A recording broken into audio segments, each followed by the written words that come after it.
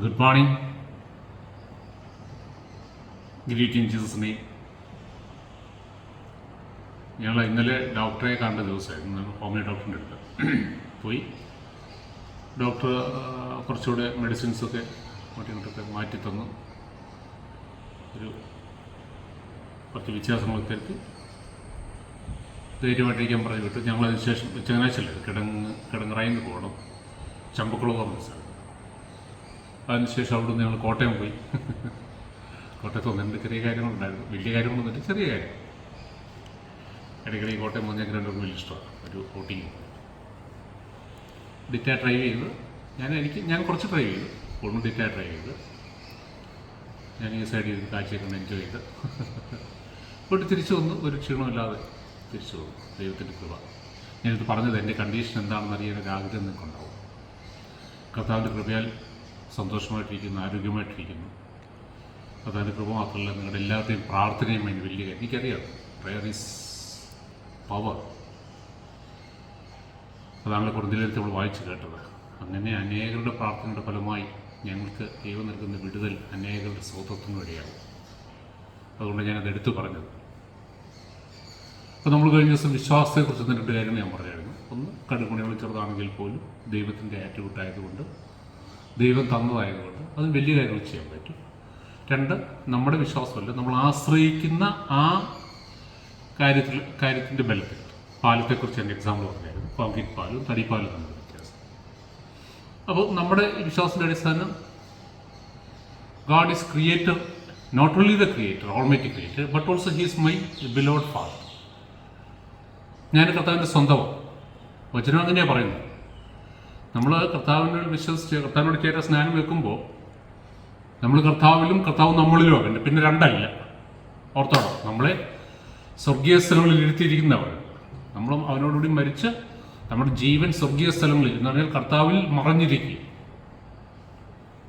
അപ്പം നമ്മൾ കർത്താവിൽ വസിക്കുന്നത് കൊണ്ട് അവൻ്റെ ജീവൻ ഇപ്പം നമ്മുടെ ഉള്ളിൽ വ്യാപരിക്കുന്നു. നമ്മൾ കർത്താവിലും കർത്താവ് നമ്മളിലോ വസിക്കുന്നു. ഈ ഒരു വലിയ ബോധ്യം നമുക്കുണ്ടാകണം കേട്ടോ.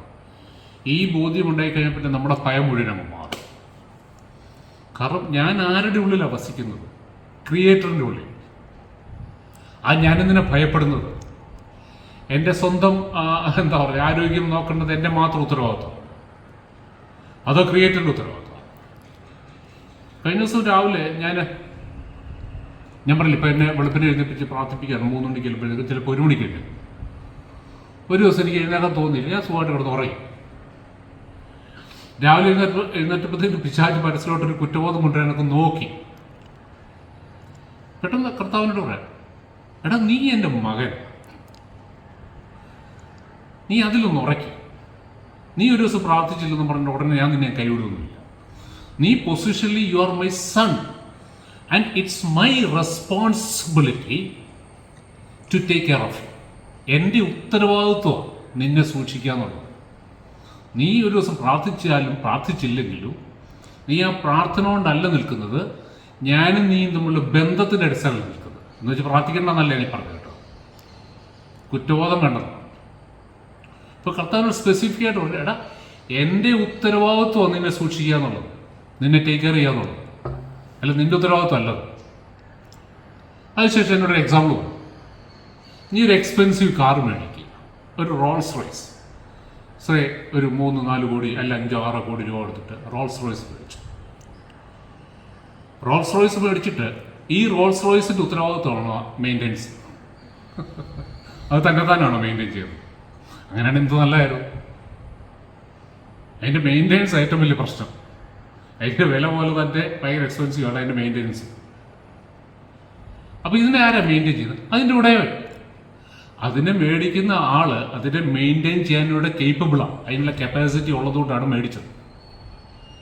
കർത്താവ് പറയും, നോക്ക്, ഇവിടെ ലോകപ്രകാരമുള്ള ഒരു സിസ്റ്റമാണ്. അങ്ങനെയാണ് ഞാൻ നിന്നെ വിലയ്ക്ക് മേടിച്ചതാണ്, വെറുതെ അല്ല മേടിച്ചത്. ഞാൻ ഏറ്റവും സ്നേഹിക്കുന്ന, എനിക്ക് ഏറ്റവും വാല്യുബിളായിട്ടുള്ള എൻ്റെ ആദ്യജാതൻ്റെ രക്തമാണ് ഞാൻ നിനക്ക് വില കൊടുത്തത്. എന്നോട് വർഷങ്ങൾക്ക് മുമ്പ് പരിശുദ്ധാത്മ പറഞ്ഞൊരു കാര്യമാണ്. ടിപ്സ് ഓഫ് ട്രൂത്തിൻ്റെ ആദ്യത്തെ എപ്പിസോഡ്സ് ഞാൻ ചെയ്തിട്ടുണ്ട്.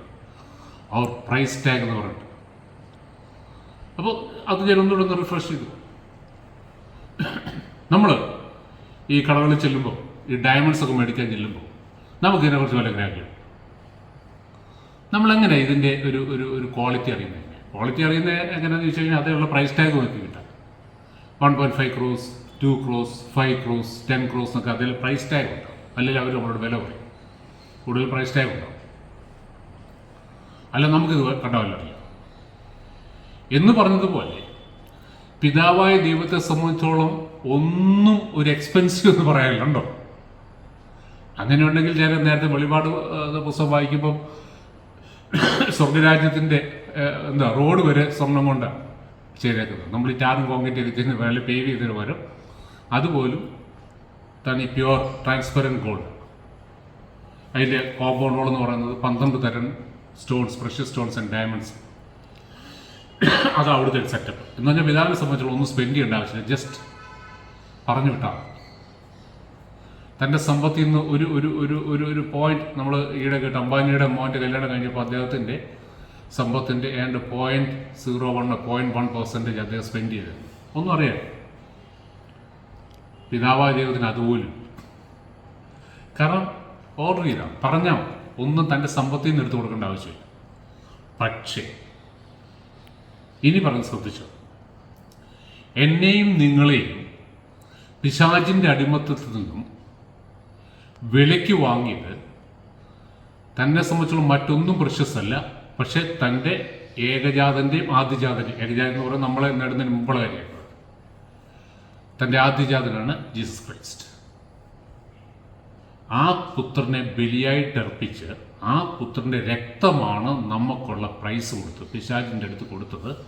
നമ്മുടെ വീണ്ടെടുപ്പിന് കൊടുത്ത വിലയെന്ന് പറയുന്നത് തൻ്റെ സ്വന്തം പുത്രനായ യേശുവിൻ്റെ രക്തം. അതിനേക്കാളും പ്രഷ്യസായിട്ട് പിതാവിന് ഒന്നുമില്ലായിരുന്നു. നൗ ഇമാജിൻ ദൈവം നമ്മളെങ്ങനെയാണ് കാണുന്നതെന്ന്. നമുക്ക് എത്ര വിലയാണ് ദൈവം ഇട്ടത് ചിന്തിക്കുക. നമുക്കിപ്പോഴും സംശയമില്ല ദൈവം നമ്മളെ സ്നേഹിക്കുന്നുണ്ടോ? ദൈവം നമ്മളെ സ്നേഹിക്കുന്നുണ്ട്, ഇങ്ങനെയൊക്കെ വരുമെന്ന് നമ്മൾ പലപ്പോഴും ചോദിക്കാറില്ലേ? ദൈവം ഉണ്ടോ നമ്മൾ ചോദിക്കാറില്ലേ? ചെറിയ കാര്യങ്ങൾ വരുമ്പോഴത്തേക്കുന്നത് ഈ ഒരൊറ്റ കാര്യം അനുസരിച്ച് ചിന്തിക്കുക. തൻ്റെ സ്വന്തം പുത്രനെ പോലും ആദരിയാതെ നമുക്ക് വേണ്ടി ഏൽപ്പിച്ചു തന്നവൻ ബാക്കിയുള്ളവൻ തരാതിരിക്കുമോ എന്ന് പറഞ്ഞാൽ അതിനേക്കാൾ വലുതാണോ ദൈവത്തിന് വലുതും? യേശു ക്രിസ്തുവിൻ്റെ രക്തത്തെക്കാൾ വലുതാണോ? അപ്പം നമ്മുടെ പ്രൈസ് ടാഗ് എന്താണ്? Blood of Jesus Christ. പിശാച് നോക്കുമ്പോൾ നമ്മളെ കാണുന്നത് ഇങ്ങനെ, ബ്ലഡ് ഓഫ് ജീസസ് ക്രൈസ്റ്റ്. നമ്മുടെ പ്രൈസ് ഞെട്ടിപ്പോവാ, ഞെട്ടി. നമ്മൾ കടന്നുകൊണ്ട് പിന്നെയും കരച്ചില്ല. രക്ഷിക്കണേ എന്ന് പറഞ്ഞു. Blessing Jesus.